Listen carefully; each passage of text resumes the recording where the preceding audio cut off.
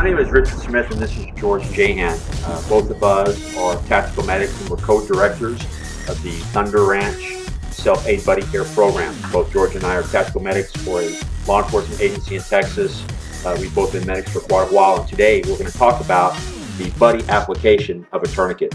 First, you got to understand that applying a tourniquet, hemorrhagic bleeds from an extremity, this is the #1 preventable battlefield death. By putting on a tourniquet, you can absolutely save a life. So also understand this, that some of the myths that were involved with tourniquets no longer are true. Back in the day, we learned that if you put a tourniquet on, we ran the risk of losing an extremity. As I said earlier, this is not true. By not putting a tourniquet on a hemorrhagic bleed of an extremity, you do run the risk of dying, and you can bleed out in a matter of minutes. So what we're going to talk about right now is applying a tourniquet on your buddy. The first thing you want to do is you want to slide the tourniquet over the arm. Once the tourniquet is slid over the arm, you want to take the free end of the strap and you want to pull all the slack out of this and get it as tight as you can by pulling the free end of your strap. Pay close attention. The tourniquet is high up on the extremity, but it's not on the joint itself.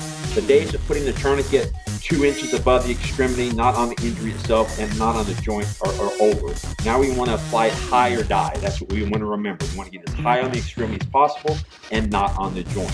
Once we have it nice and tight, then we want to take the stick or the windlass and we want to turn it. It doesn't matter if you turn it clockwise or counterclockwise. You want to turn it just as you would a faucet.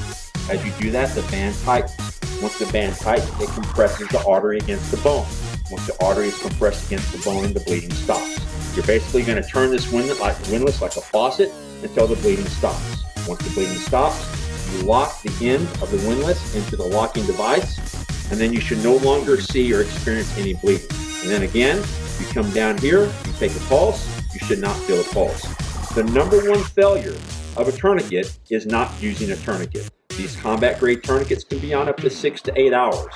Not putting a tourniquet on a hemorrhagic bleed is tantamount to death. You will not lose your extremity by putting a tourniquet on. They are good devices. They save lives.